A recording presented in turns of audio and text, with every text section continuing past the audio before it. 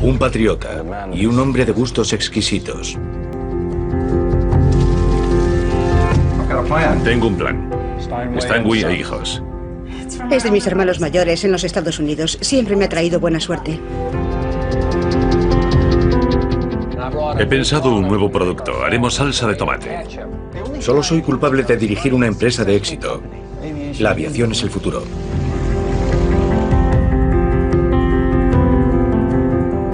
Emprendedores y millonarios.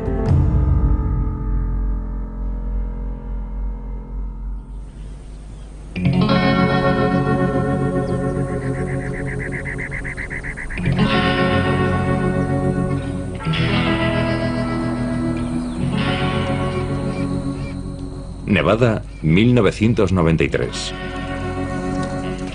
Una mañana de mayo, dos vaqueros de la zona hacen un descubrimiento inusual. Unos tejanos. Levi's. Es un descubrimiento sensacional. Estos pantalones llevan aquí más de 120 años. Una rareza que posteriormente conseguirá casi 40.000 euros en una subasta en Internet.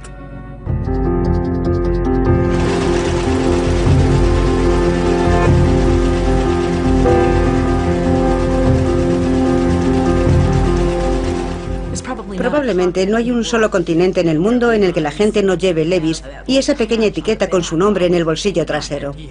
Tenía un espíritu maravilloso y eso lo convirtió en extraordinario. La marca Levi's es uno de los pilares de la cultura estadounidense. Levi Strauss, el billonario de los vaqueros.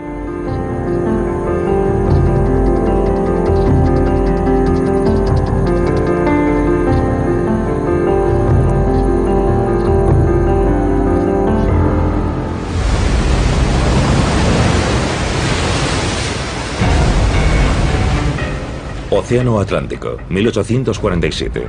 Loeb Strauss viaja a bordo de un barco de emigrantes alemanes junto a otros centenares de personas.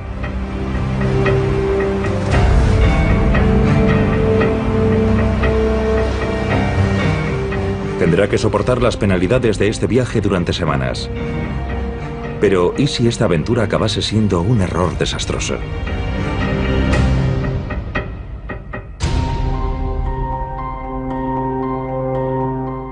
Buttenheim, en la Alta Franconia, Alemania, a comienzos del siglo XIX. Loeb Strauss nació el 26 de febrero de 1829, un día frío y de tormenta. Fue el cuarto hijo de una familia judía. Hans Schaub ha investigado la vida del joven Loeb Strauss, junto con el destino de otros emigrantes alemanes. Durante mucho tiempo se creyó que Loeb Strauss era originario de Suiza. Sin embargo, los archivos públicos de Bamberg ofrecen pruebas concluyentes de sus verdaderos orígenes. Los estadounidenses han demostrado poco interés en determinar el lugar de origen de Levi Strauss. Los alemanes encontraron sin problemas su certificado de emigración en los archivos públicos de Bamberg. Y afortunadamente, el registro del nacimiento de Levi Strauss también se había conservado. De modo que además de gracias a la lápida que se encuentra en los Estados Unidos, también podemos confirmar su lugar de nacimiento desde aquí. Todo demuestra que Levi Strauss procede de Buttenheim.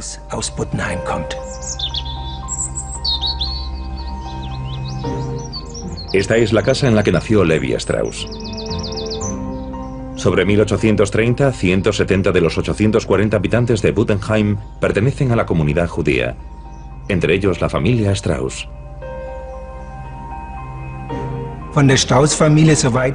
Las investigaciones indican que la mayoría de los miembros de la familia Strauss eran comerciantes, concretamente buhoneros que iban de puerta a puerta.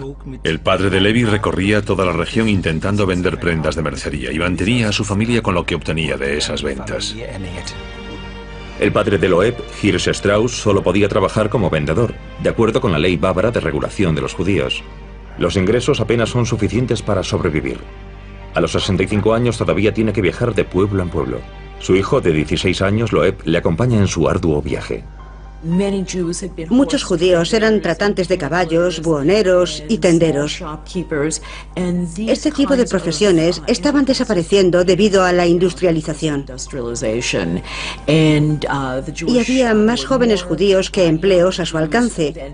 O sea que, económicamente, los jóvenes tenían dificultades.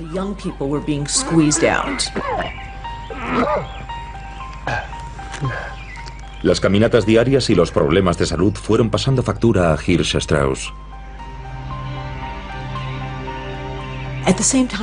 En aquella época había todo tipo de prácticas discriminatorias en Baviera, que en particular ponían muy difícil la vida a los judíos.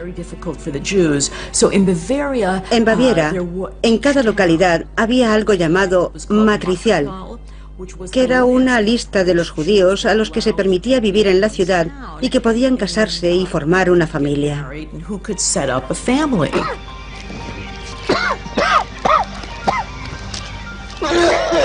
Padre. Padre. Padre. Padre. El padre de Loeb, agotado por el trabajo y una infección pulmonar, pierde el conocimiento y se desploma en el camino de vuelta a casa.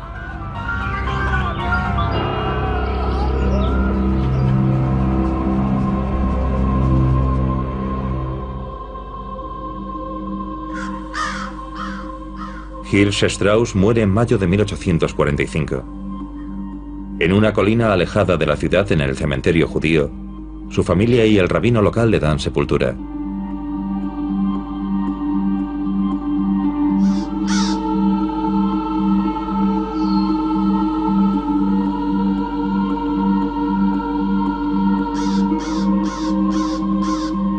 Su tumba todavía se conserva hoy en día.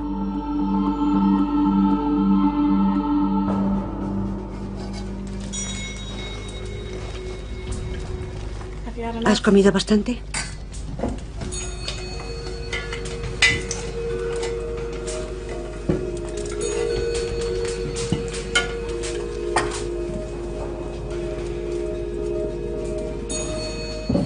La muerte de su padre, a quien amaba por encima de todo, afecta enormemente a Loeb y sume a la familia en una crisis financiera más grave si cabe. Para mantener a su familia, el hijo menor, Loeb, debe seguir los pasos de su padre, porque 3 años antes sus hermanos mayores, Jonathan y Liebman, abandonaron el hogar. La pobreza y la falta de perspectivas les obligaron a marcharse de Buttenheim. Emigraron a los Estados Unidos, donde fundaron un modesto negocio de venta de telas en Nueva York. Fanny, 6 años mayor que Loeb, ayuda a su hermano a hacer el equipaje. Cuídate, hijo mío. Espera. Llévate esto. Es de nuestros hermanos mayores. Siempre me ha traído suerte.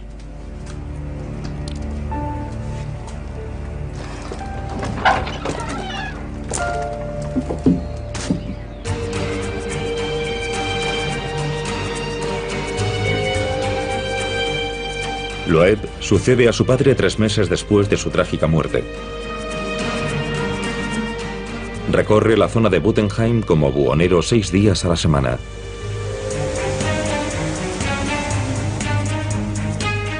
Al igual que su padre, antes que él, viaja de pueblo en pueblo con su mochila, que a menudo pesa más de 30 kilos. Camina más de 20 kilómetros al día. Y sin embargo, aunque Loeb trabaja duro, el dinero que gana no es suficiente para cubrir las necesidades básicas.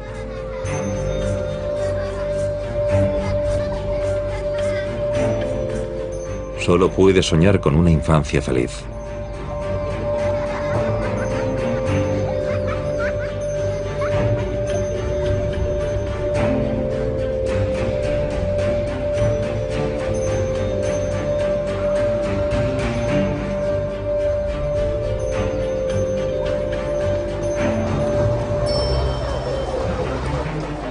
Nueva York, 1846.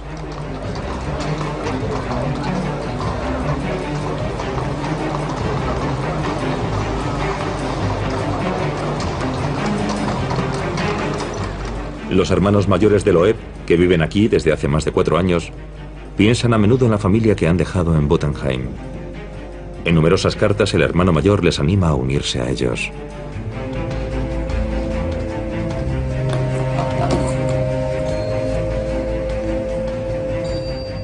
Estados Unidos es un país maravilloso.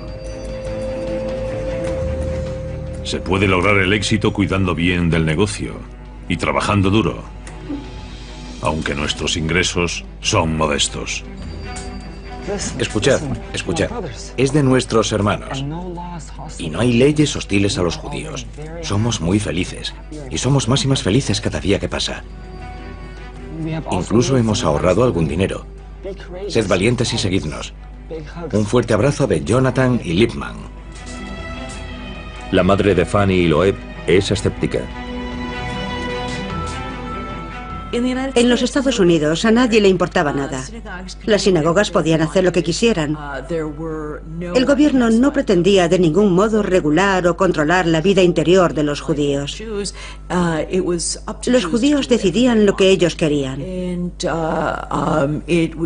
Se ha definido lo que ocurrió en Baviera en las décadas de 1820, 30 y 40 como la fiebre americana.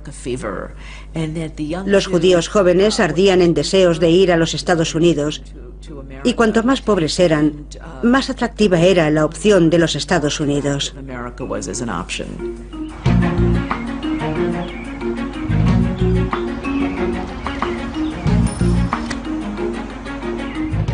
A comienzos de 1847 la decisión está tomada. Loeb Strauss quiere seguir a sus hermanos a los Estados Unidos, la tierra de la libertad. Si una persona quería emigrar tenía que seguir los cauces burocráticos que eran muy complejos. Había que presentar una solicitud de emigración a la agencia gubernamental más próxima, que en aquel momento era el Tribunal del Distrito. Y si se cumplían los requisitos individuales, se recibía un pasaporte y un certificado de emigración. Y por supuesto también había que comprar un pasaje para subirse a un barco. Solo entonces, con estos tres documentos importantes, podía una persona iniciar su viaje a los Estados Unidos desde los puertos de emigración de Bremen o Hamburgo.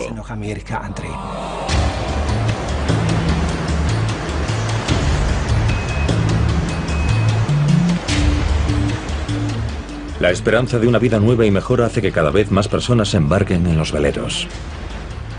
Sin embargo, lo que les espera a bordo es miseria, enfermedad y hedor. Deben soportar estas penalidades durante más de 7 semanas, incluida la familia Strauss. La hermana de Loeb, Fanny, sufre especialmente. Le atormentan la nostalgia y las dudas. Fanny, no mires atrás. ¿Ves esta águila? Nos llevará en sus alas hasta la tierra de la libertad. Tras 7 semanas y media difíciles, Loeb y su familia llegan por fin a su destino. Cuando Levi Strauss llega a Nueva York, a finales de 1840, los barcos llegaban directamente a los muelles, a los amarres. Y había gente que vendía comida en los muelles. Dicen que allí se podía conseguir de todo. Había una masa de humanidad que desembarcaba de aquellos buques y que procedía de Alemania, de Holanda, de Inglaterra. Era una enorme multitud de personas que se mezclaba en la costa. Pero no había una forma ordenada de recibirlos, no se regulaba nada. Esto fue antes de que el gobierno de los Estados Unidos o el estado de Nueva York empezasen a regular la llegada de inmigrantes o de otras personas del extranjero. Al igual que la mayoría de judíos alemanes, la familia Strauss de Buttenheim se instaló en el barrio judío, en la zona baja del East Side. Él llegó con su madre, siendo muy joven. Tenía unos 19 años entonces. Estoy seguro de que a su madre no le quedaba nada en Alemania cuando decidió traer a sus hijos a los Estados Unidos. Pero incluso antes, sus hermanastros, mi tatarabuelo Jonas y su hermano Luis, ya habían abandonado Alemania para viajar a los Estados Unidos, muchos años antes.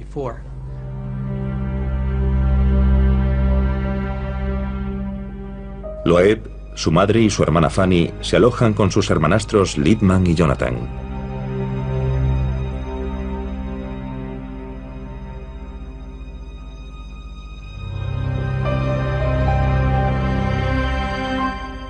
Pero a los recién llegados de Franconia les cuesta adaptarse a las habitaciones pequeñas y oscuras de un apartamento neoyorquino.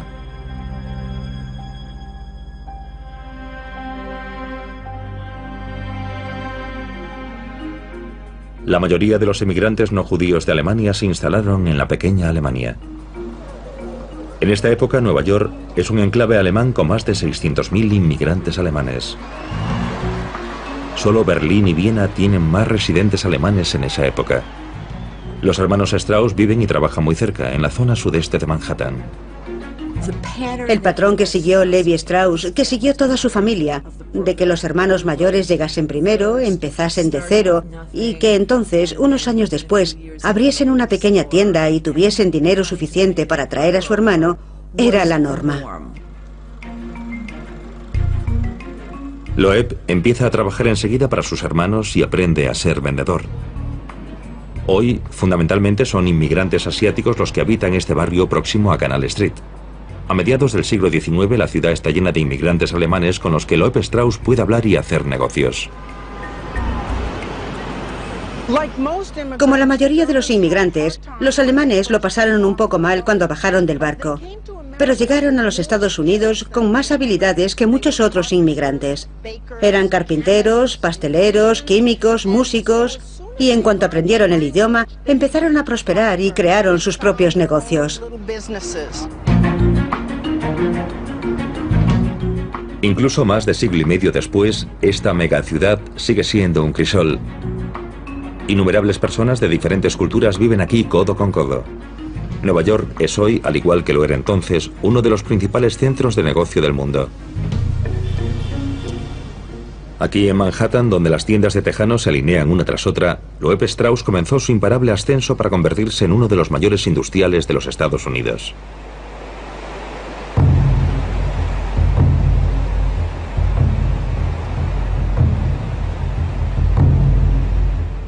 Río Americano, norte de California. Un lugar en el que se ha escrito historia. El 24 de enero de 1848, durante la construcción de un aserradero en el brazo sur del río, un obrero de la construcción descubre un trozo grande de un metal brillante. Son montones de pepitas de oro. La noticia se anunció, aunque el descubrimiento de oro había tenido lugar en enero de 1848. La noticia fue anunciada por el presidente de los Estados Unidos en diciembre de 1848. Y eso atrajo a personas de todos los lugares de los Estados Unidos, del sur, del norte, de los estados del este, y también atrajo a personas de toda Europa. Una de las minorías más numerosas de San Francisco durante la fiebre del oro era la alemana. En aquella época, en Europa, había una enorme confusión económica y política. Se había producido la Revolución de 1848, de modo que llegó gente de Europa, porque no podían trabajar ni nada. Llegó gente de China, de Australia, y el atractivo era el oro. Ven y hazte rico rápidamente. Muy pronto, los relatos de la prosperidad rápida de los aventureros californianos se propagaron por todo el país. Innumerables personas se infectaron de la fiebre del oro, y el estado de California se estableció completamente en apenas 3 años. La esperanza de hacer fortuna en California también atrae a los hermanos Strauss. Minas de oro de California. No parece una opción viable para que dejemos el negocio que tenemos aquí y vayamos en busca de algo así. Iremos paso a paso. Uno de nosotros tendrá que ir a echar un vistazo de primera mano al mercado que hay allí. Podría ser una gran oportunidad. Vale. ¿Quién irá? Dejadme calcular. Si logramos solo la mitad de lo que estamos ganando aquí, tendremos un enorme margen. Entonces, ¿a qué esperamos? A que vayas tú a California.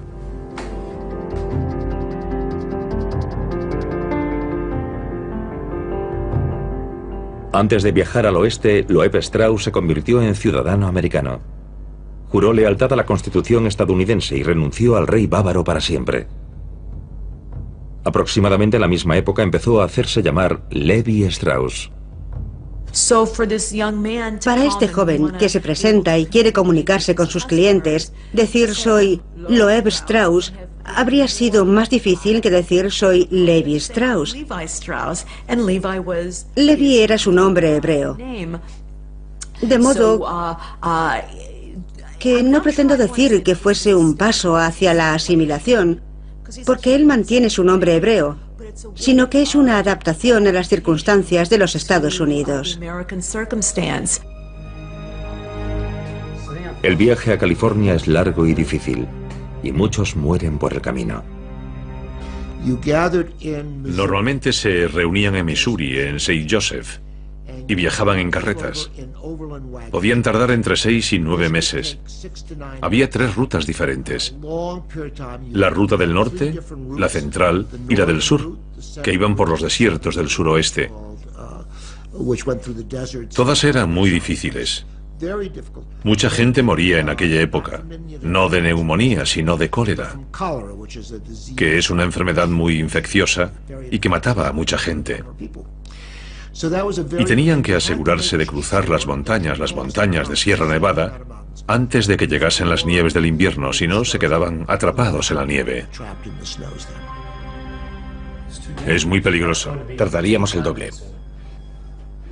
Puedes descender por la costa y doblar el Cabo de Hornos. La mitad de la gente llegaba por mar. Y los que llegaban por mar tenían 2 opciones. Una era tomar un barco en uno de los puertos del este o del sur, dar la vuelta por la punta de Sudamérica y subir hasta el puerto más próximo a la zona donde se había descubierto el oro, que era el puerto de San Francisco. Si tenías prisa, probablemente la parte más peligrosa del viaje era coger un barco en uno de los puertos del este o del sur, bajar hasta Nicaragua o Panamá, cruzar por tierra y esperar, a veces incluso meses, a que un barco sobrecargado te llevase desde la costa oeste de Panamá o Nicaragua hasta San Francisco. Yo digo que salgamos de Nueva York, viajemos hacia el sur en barco hasta Panamá, crucemos Panamá por tierra y después tomemos otro barco hacia el norte, por la costa occidental, y lleguemos a California. ¿Y las junglas y enfermedades? Es una distancia corta. Tenemos que llegar a esos mercados antes de que lo hagan otros.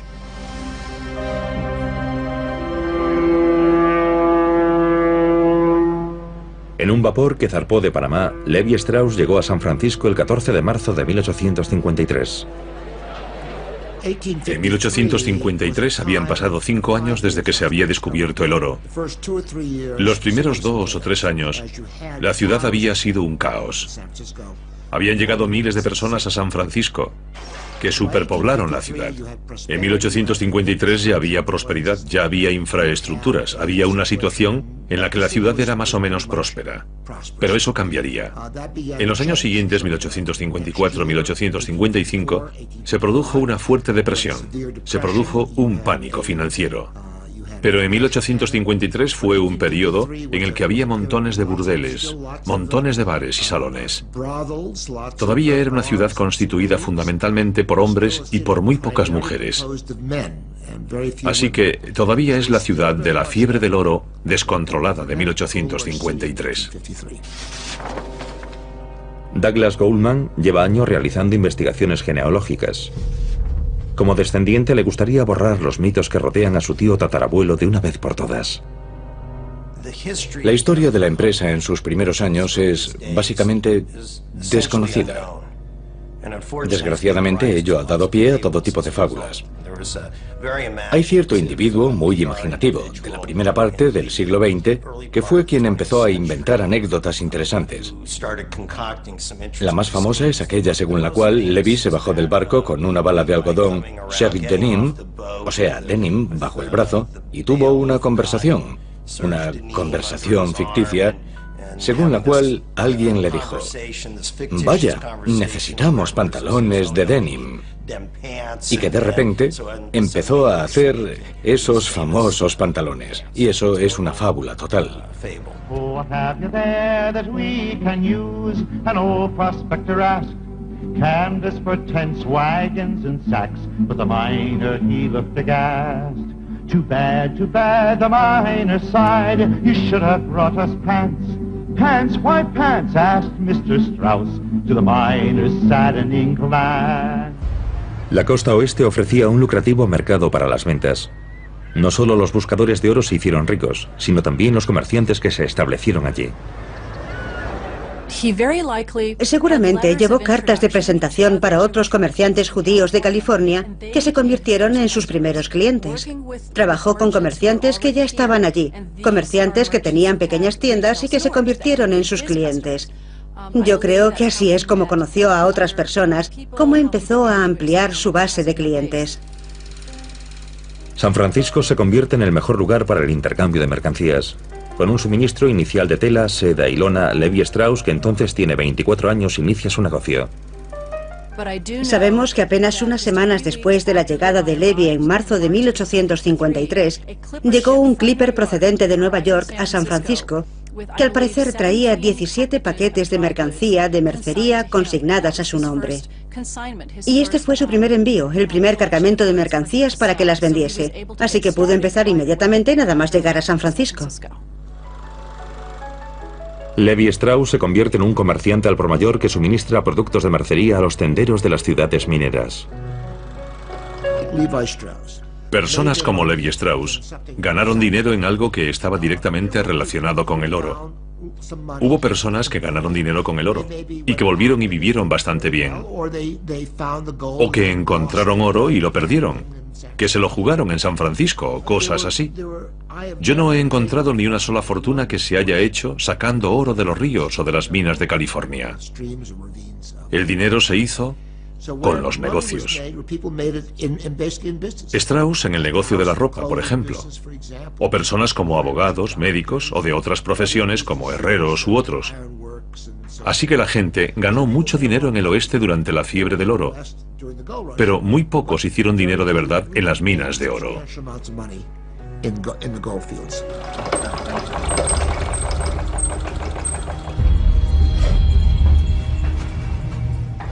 Uno de los clientes habituales de Levi Strauss es el sastre Jacob Davis, que reside en Reno. Además de dedicarse a su negocio habitual, experimenta con varias técnicas de costura para conseguir que los pantalones de los buscadores de oro sean todavía más resistentes. Los 49ers o buscadores de oro valoran los pantalones prácticos del sastre de Reno, pero los pantalones se abren por las costuras cuando meten herramientas o muestras de rocas en los bolsillos.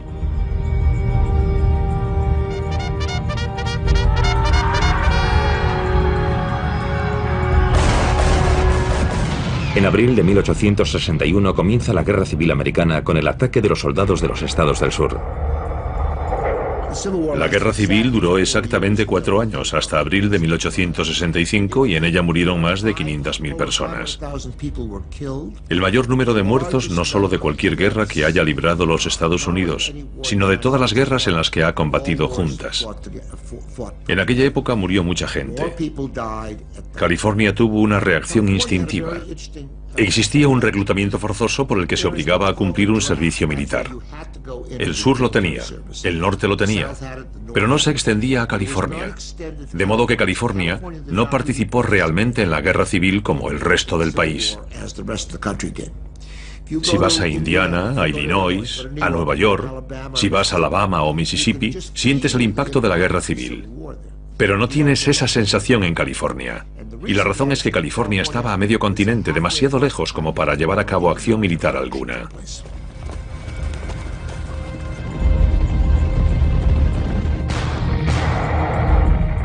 California efectivamente no se involucra directamente en los combates, pero en estas condiciones a Levi Strauss le resulta cada vez más complicado recibir los suministros de sus hermanos desde Nueva York.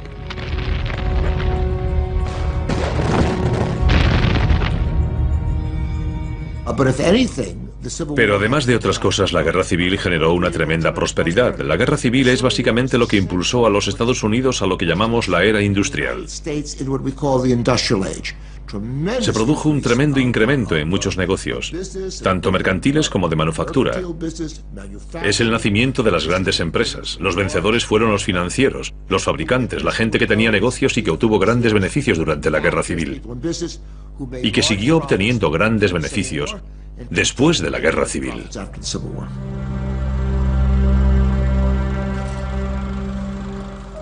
Tras el final de la guerra civil, el negocio va viento en popa en todo el país. Levi Strauss también se encuentra en el grupo de los ganadores. Los ingresos de Levi Strauss & Company suben como nunca.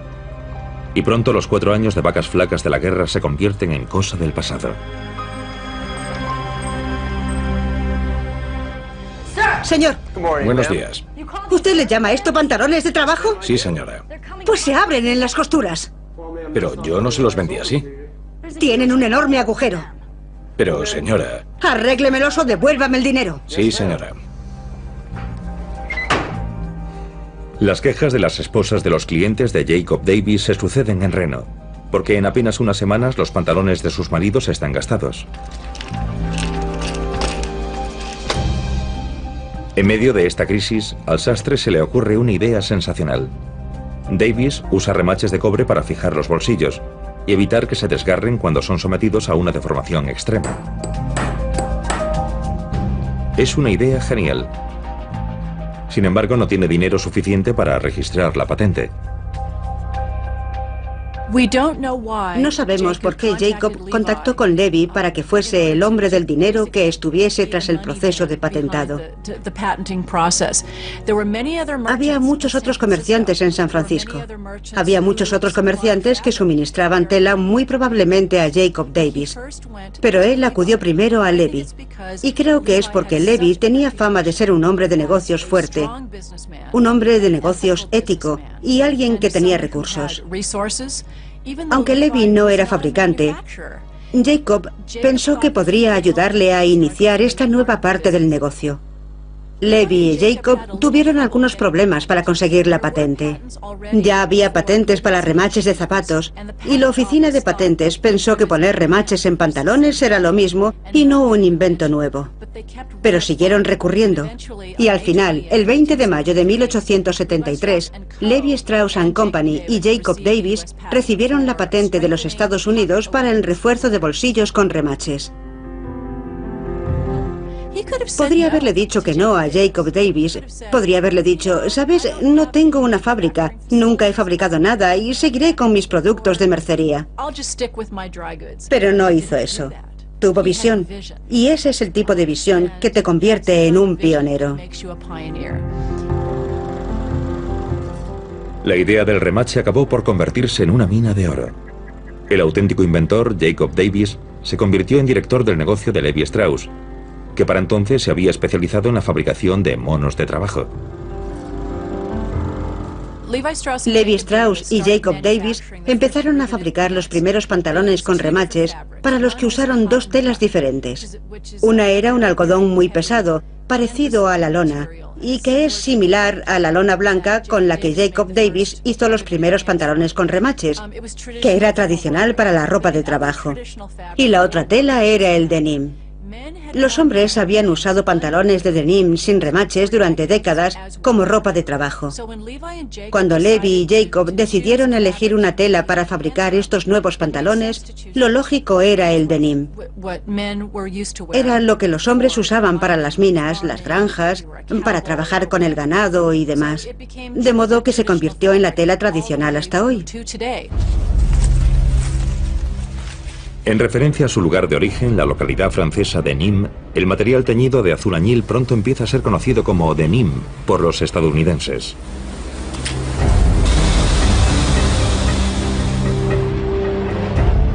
San Francisco. Hoy, la empresa radicada en la metrópolis del norte de California tiene unos ingresos anuales de aproximadamente 3.200 millones de euros. Sin embargo, los tejanos se fabrican en Asia, Sudamérica y Polonia. Desde 1994 no se ha confeccionado ni un solo pantalón para Levi Strauss & Company en los Estados Unidos. Solo la sede de la empresa sigue estando en San Francisco.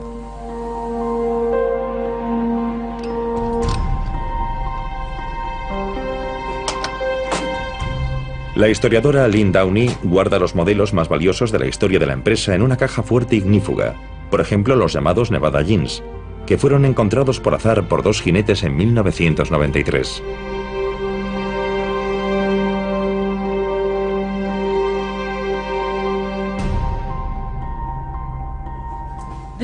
Estos son los famosos Nevada Jeans.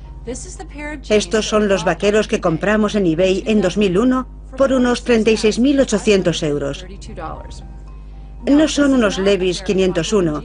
De hecho, cuando nos enteramos de su existencia, ni siquiera sabíamos que ese estilo existía.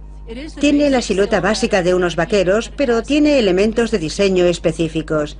Y probablemente uno de los que más interesan a todas las personas que ven estos vaqueros es este bolsillo de aquí. Está en el muslo derecho y era para un metro plegable.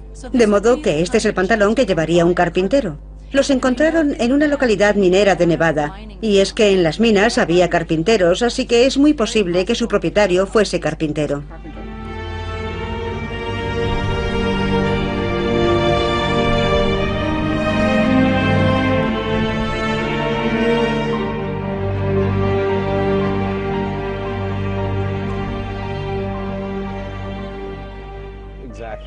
Es lo que necesitamos, algo que distinga nuestra marca.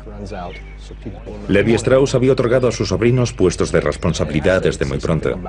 Ahora necesita su consejo. En unos años la patente de los pantalones de trabajo con remaches caducará. ¿Qué más puede hacer para que la durabilidad de sus pantalones sea más atractiva para los clientes? Algo relativo a la durabilidad, a la resistencia. El sobrino favorito de Levi, Sigmund, el hijo menor de su hermana Fanny, demuestra ser un ingenioso experto en marketing durante el debate sobre la caducidad de la patente. Eso es, algo resistente que hable de las características de nuestro producto. Exactamente. Me gustaría sugerir esto. Había nacido la idea del nombre de la marca. Sigmund, esto es brillante. Es exactamente lo que estábamos pensando. Muy bien. Buen trabajo, caballeros. Por la marca. Por la marca. Para recalcar la durabilidad de los pantalones con remaches originales y para distinguir su línea de productos de la de sus rivales, Levi Strauss & Company desarrolló una etiqueta de cuero cosida en 1886 con la marca de los 2 caballos, que sigue siendo la marca registrada de la empresa en nuestros días. In 1850, a man named Levi rounded up 2 studs and hitched them to a pair of pants. Pants so tough, he promised a new pair free if they ripped.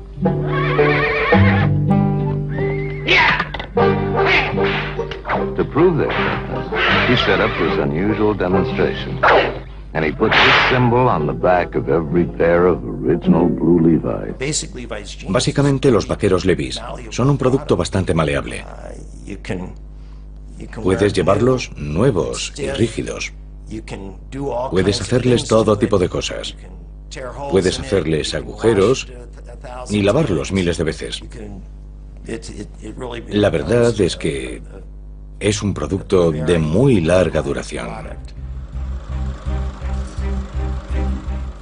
Enseguida, los beneficios de la fabricación de pantalones superan al resto de los ingresos de la empresa.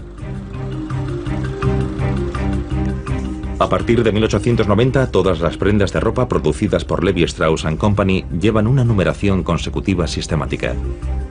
Los pantalones de trabajo remachados reciben el número de producción 501, que hasta el día de hoy es la designación del estilo clásico de pantalones vaqueros Levi's.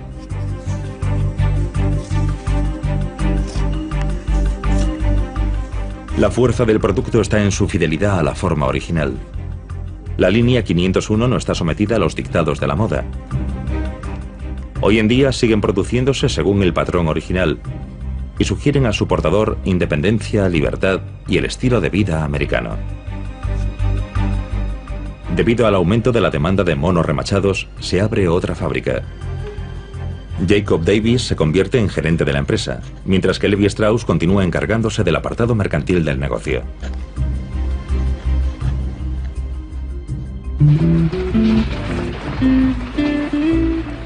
Durante la Gran Depresión, los pantalones de trabajo se convierten en pantalones para el ocio. En esta época, los estadounidenses de la costa este descubren la dura vida de los cowboys y los criadores de ganado en los denominados ranchos de vacaciones, youth ranches. Desde 1930, los ranchos ganaderos del oeste empezaron a acoger turistas de vacaciones para ganar dinero extra. E incluso se abrieron algunos youth ranches o ranchos de vacaciones. Los más grandes tenían pequeñas tiendas en las que se podían comprar pantalones y chaquetas Levi's y, por supuesto, denim. Especialmente Levi's era lo que llevaba todo el mundo en los ranchos de vacaciones. Durante los años 30 y 40, la imagen del oeste en la costa este con sombrero de vaquero y pantalones tejanos causó furor.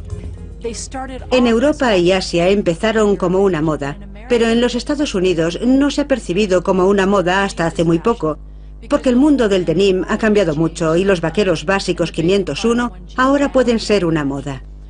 Pero en aquella época era lo que se ponían los adolescentes cuando tenían una cita, y lo que nos poníamos los fines de semana para no hacer nada. No podías acudir con ellos a un restaurante elegante de San Francisco o Nueva York hasta finales de los 80. No se hacía porque los tejanos no estaban de moda.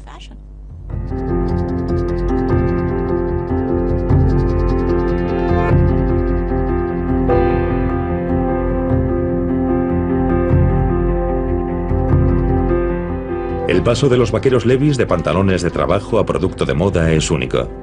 Y sin duda son pantalones con un estatus de culto. Simbolizan para muchos la idea de los Estados Unidos y su ideal del sueño americano. Y sus máximas de destino manifiesto, libertad y aventura.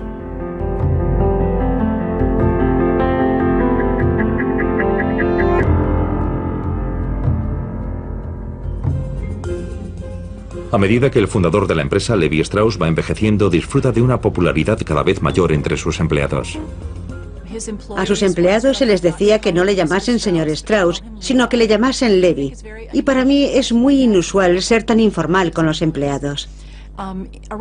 Sobre 1960, alguien de la empresa entrevistó a una mujer que había trabajado en nuestra fábrica en vida de Levi Strauss. Y ella dijo que era duro, pero un buen tipo. Y creo que eso significa que a él le importaba el negocio. Su vida era el negocio. Y quería que su negocio fuese bien. Quería tener beneficios. Así que probablemente tenía unos estándares muy altos. Pero el otro lado de Levi es el de un filántropo, el de una persona preocupada y generosa. De modo que creo que probablemente estaba muy equilibrado. Era un hombre de negocios duro, pero también una buena persona. El éxito de esta empresa se ha construido a partir del trabajo duro. A los 61 años, Levi Strauss se retira de la actividad empresarial diaria y nombra a sus 4 sobrinos, Jacob, Sigmund, Louis y Abraham, socios del negocio. A mi muerte, he decidido que la empresa pase a vosotros. Jacob, espero que le pongáis la dedicación que lleve a esta empresa a mayores éxitos. Gracias, tío. Sé que hablo por todos y digo que haremos lo posible para continuar con las tradiciones que tú has establecido.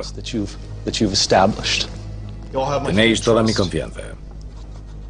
Y Jacob, yo recibí esto cuando era muy joven. Quiero entregártelo a ti. Me ha traído mucha suerte y espero que también te la traiga a ti.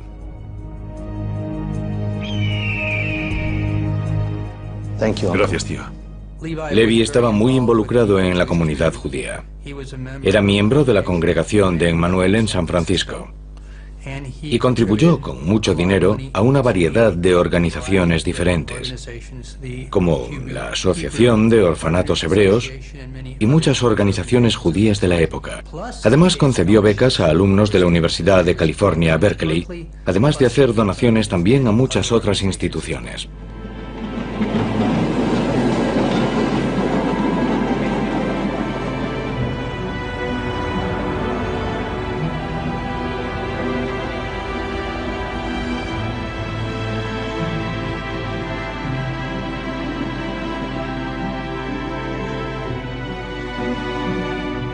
Levi Strauss hizo su fortuna en los Estados Unidos. Supo cómo disfrutar de su riqueza. Como hombre soltero, compartió casa con su hermana Fanny, su cuñado y sus sobrinos.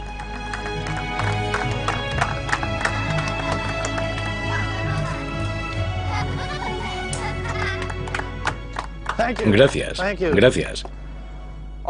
Todos sabéis que soy hombre de pocas palabras.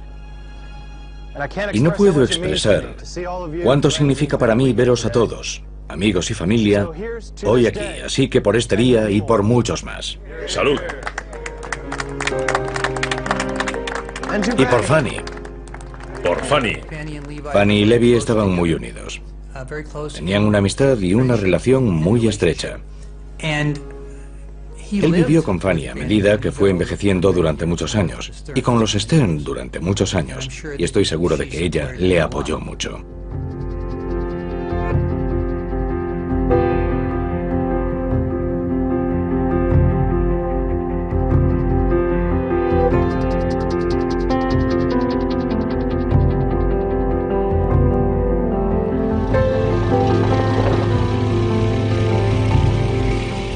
La Segunda Guerra Mundial lleva los pantalones vaqueros a Europa. Durante la Segunda Guerra Mundial, los soldados estadounidenses se llevaron sus pantalones Levi's con ellos tanto a Asia como a Europa, y se los ponían cuando estaban de permiso. Así que esta fue la primera aparición de los vaqueros Levi's fuera de los Estados Unidos.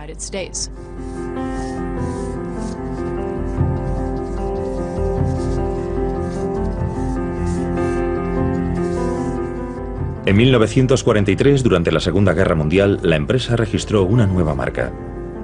La base de la idea es el águila, que también forma parte del escudo de armas nacional de los Estados Unidos y que simboliza la libertad y la independencia.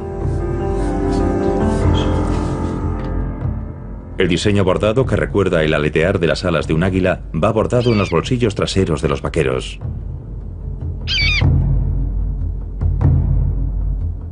Levi Strauss & Company empezó a vender vaqueros en Europa a muy pequeña escala en la década de 1950. Pero a mediados de los 60 ya tenía sus propias oficinas y fábricas, y se difundieron y explotaron a partir de ahí.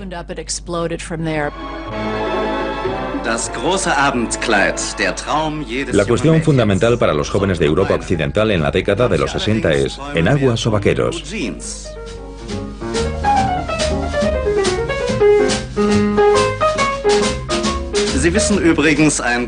Un limpiador desengrasante, un cepillo y una bañera es todo lo que se necesita para tener la imagen adecuada.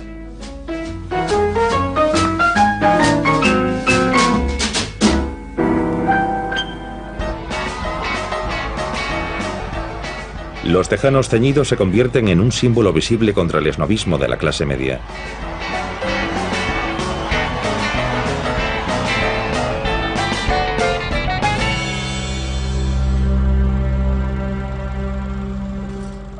Llegada a la tercera edad, Levi Strauss se retiró a su vida privada y pasó el resto de su vida en compañía de su familia más próxima.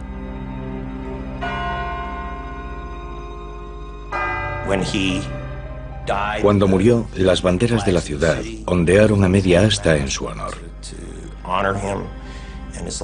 En vida, hizo grandes donaciones a numerosas instituciones. Y muchas veces se hacía referencia a él como un miembro muy rico de la comunidad y un miembro destacado de la misma. Entre grandes muestras de cariño, Levi Strauss es enterrado en el cementerio Colinas de Eternidad de Colma, al sur de San Francisco. La muerte de Levi en septiembre de 1902 fue titular en los periódicos de San Francisco. Era muy conocido en San Francisco y en el oeste por ser un comerciante de éxito y ético, por ser un filántropo y entregar tanto tiempo y tanto dinero a obras de caridad locales. Su fallecimiento fue todo un shock. La fábrica cerró ese día para que sus empleados pudiesen ir al funeral. Su vida y su muerte dejaron una profunda huella en San Francisco.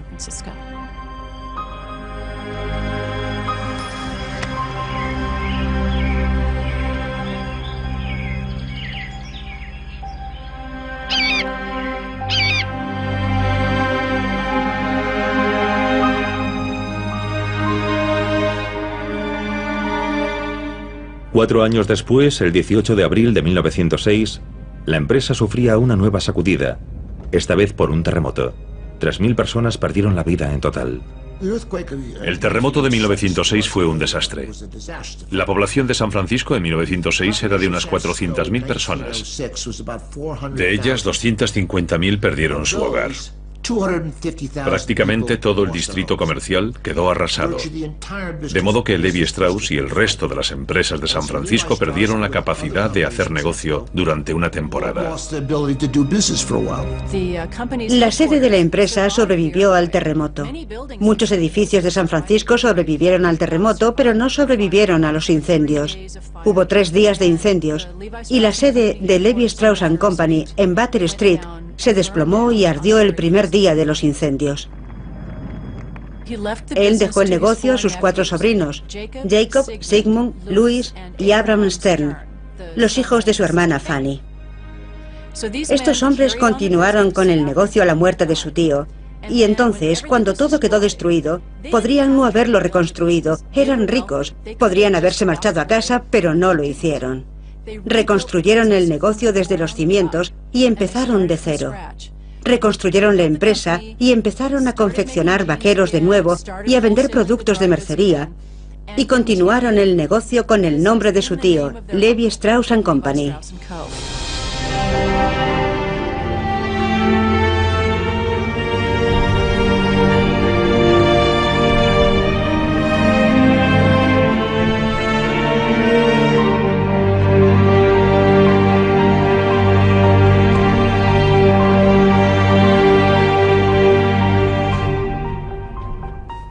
Hoy es un producto de moda que se mueve muy rápido. Yo creo que mientras la empresa siga confeccionando su producto básico, los vaqueros 501 XX, y siga confeccionando un producto de calidad, seguirá habiendo Levi's en el mundo. Después de todo, es una de las marcas empresariales más famosas. Uno de los nombres asociados a un producto más famosos de todo el mundo. Resulta difícil creer que en un futuro a medio plazo ese nombre y ese producto puedan desaparecer. Levi Strauss nunca usó sus pantalones. Y sin embargo, hoy millones de personas de todo el mundo los llevan y comparten el modo de vida americano.